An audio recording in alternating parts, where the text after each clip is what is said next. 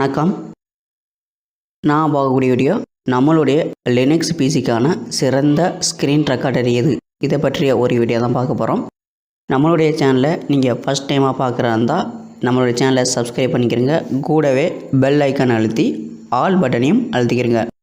அப்போ தான் நாங்கள் அப்லோட் செய்யக்கூடிய வீடியோ உங்களுக்கு நோட்டிஃபிகேஷனாக வரும். Ubuntu பேசிக்கான screen record best screen record எது அப்படின்னா கலாம். இந்த கலாம் ஸ்க்ரீன் ரெக்கார்டுடைய மொத்த எம்பி பார்த்தீங்கன்னா 1 MB கூட தான் வரும்.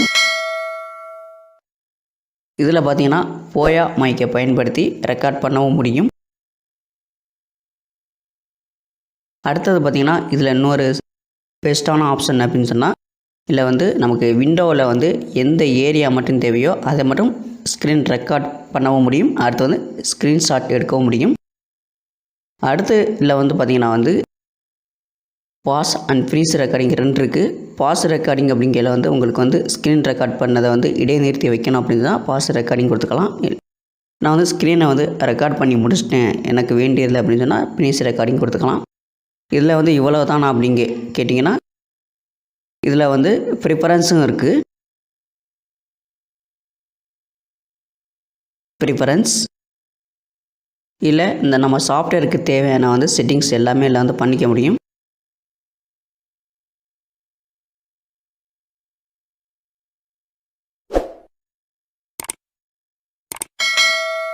அடுத்து பார்த்தீங்கன்னா நம்ம ஸ்க்ரீன் ரெக்கார்டு எடுக்கிறதுக்கு தேவையான செட்டிங்ஸ் எல்லாமே வருது. ஃப்ரேம் ரேட், அடுத்து ரெக்கார்டு வித் எந்த ரெக்கார்டு என்ஜின் கூட நீங்கள் ரெக்கார்ட் பண்ண போகிறீங்க, அடுத்து நீங்கள் எந்த ஃபைல் டைரக்டரியில் ரெக்கார்ட் பண்ண போகிறீங்க, இந்த செட்டிங்ஸையும் பண்ணிக்க முடியும். அடுத்து ஸ்க்ரீன்ஷாட்டை பொறுத்த வரைக்கும் பார்த்தீங்கன்னா நம்ம ஸ்க்ரீன்ஷாட் எடுக்கும் பொழுது ஷட்டர் சவுண்டு எந்த கேமரா டைப்பில் நமக்கு வரணும் அப்படிங்கிறதுக்கு கொடுத்துருக்காங்க. ஒன்று கேனான், அடுத்து நிக்கான். இந்த கேமரா டைப்பில் ஷட்டர் சவுண்டு வரணுமான்னு கேட்குது. இல்லை நான் கெனான் தான் கொடுத்து வச்சுருக்கிறேன். அடுத்து பார்த்திங்கன்னா ஆட்டோமேட்டிக் ஃபைல் சேவிங். இல்லை நம்ம ஸ்க்ரீன்ஷாட் எடுத்த உடனே ஆட்டோமேட்டிக்காக சேவ் பண்ணிக்கின்றோம். இதில் பார்த்திங்கன்னா நான் என்னுடைய ஹோம் டைரக்டரியில் கொடுத்து வச்சுருக்கிறேன். அடுத்து ஃபைல் நேம் ப்ரிஃபிக்ஸ் அப்படின்னு பார்த்தீங்கன்னா ஸ்க்ரீன்ஷாட் எடுத்த உடனே கலம் _ ஸ்க்ரீன்ஷாட் இந்த ஃபார்மெட்டில் ஸ்டோர் ஆகும்.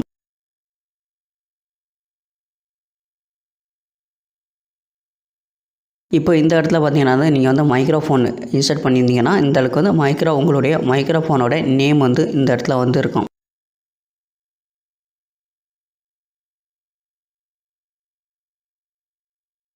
இவ்வளோதான். அடுத்து பார்த்தீங்கன்னா நீங்கள் செட்டிங்ஸ்லாம் முடிச்சுட்டு நீங்கள் கேப்சர் கொடுக்கும்பொழுது என்ன ஆகும்னு சொன்னால்